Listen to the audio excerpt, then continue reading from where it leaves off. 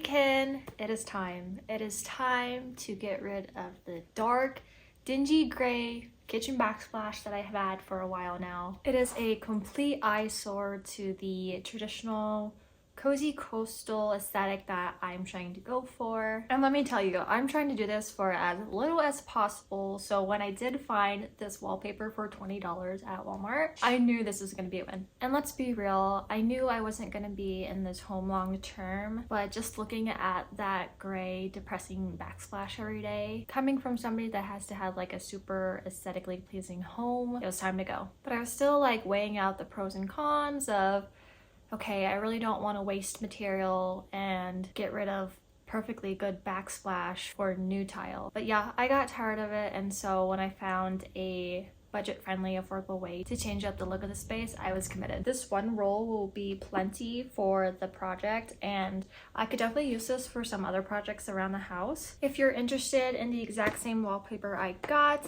I'll link it down in the description below. But enough chatting, let's get started. I'm starting off by prepping the space, moving everything off the kitchen surface, and thoroughly cleaning the backsplash. Now this wallpaper is pre-pasted, never used it before, so I was a little nervous, but there's a first time for everything. Don't know why it was so hard to find a textured peel and stick beadboard wallpaper, but we are working with it. The instructions were to soak the wallpaper in water for 5 seconds and letting it sit for 5 minutes before pasting it onto your surface. As soon as it got wet, it was super goopy and almost turned into a paper mache like material. Super delicate but surprisingly easy to work with. I chugged along one by one and then... Okay, you guys, I was doing pretty well, and then I got to like 3 pieces, and then I really started to doubt how this was gonna turn out. The wallpaper was like turning translucent, and you could see like the texture of the tile and the grout lines popping out, and I just knew it was going to be a major fail. I even waited like a couple days for it to kind of just dry out, but fast forward a couple days and it was still pretty wet, and it just started peeling off and not holding its shape, and so at this point I was over it. So now I was kind of thinking about what my next options were, and I just decided to get the real thing, get some real beadboard. I didn't at first because it was pretty intimidating. I didn't have all the cuts that I would have to do with like the limited tools that I do have, is the reason why I didn't go with that in the first place. I'm just gonna suck it up and go ahead and go with the real thing.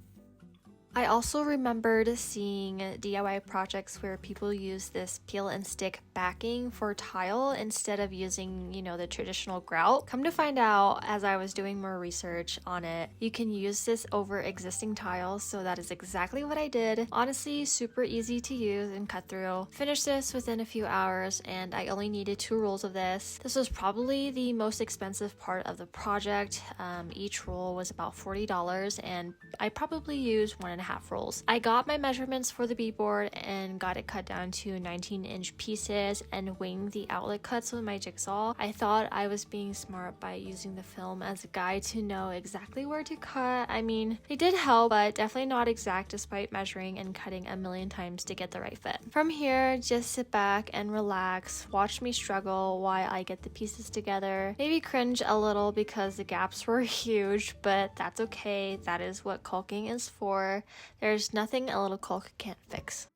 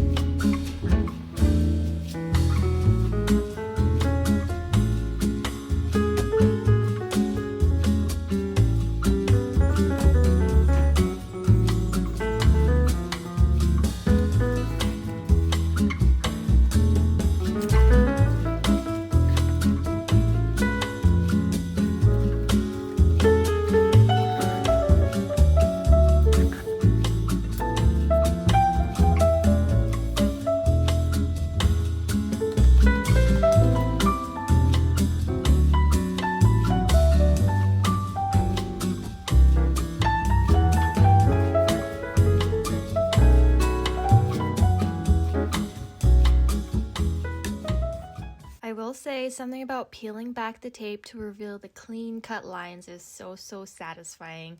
I shouldn't have done that at this point, however, because I still had to paint over for a cohesive look, but you live and you learn.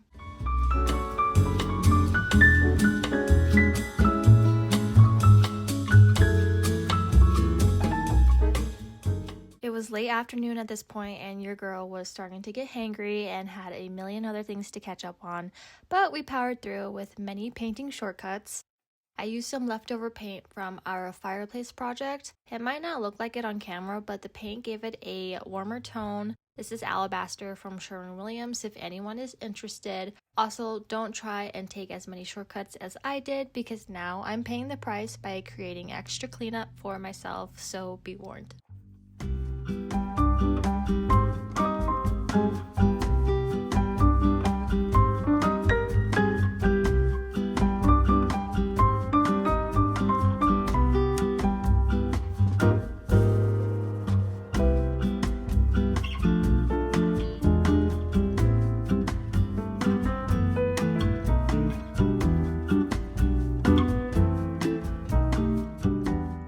One unexpected challenge I had were the outlets. They were now too recessed, and I was putting the outlet covers back on there. There was just this huge gap, so what do you know? I did some more research and found these outlet shims to make them look a little more normal.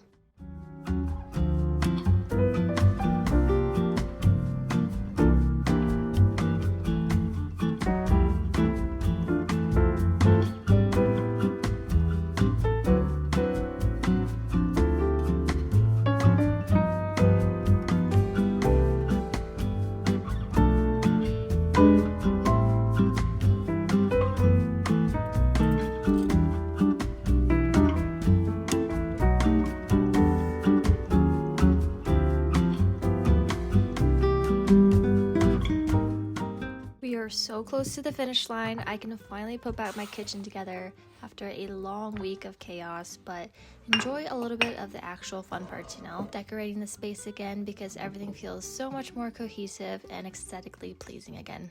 I'm actually really glad that things went wrong in the beginning, because guess what? I was able to pivot and this entire project turned out better than I expected. And the real kicker is what I spent around $150. That is a win in my book. Thank you so much for tagging along with me for another DIY home project. I hope you got inspired and sparks your inner creativity. I love being able to share my home and crazy projects with you all. If you're interested in more DIY projects, check out this video at the end of this one. But until next time, see you in the next one.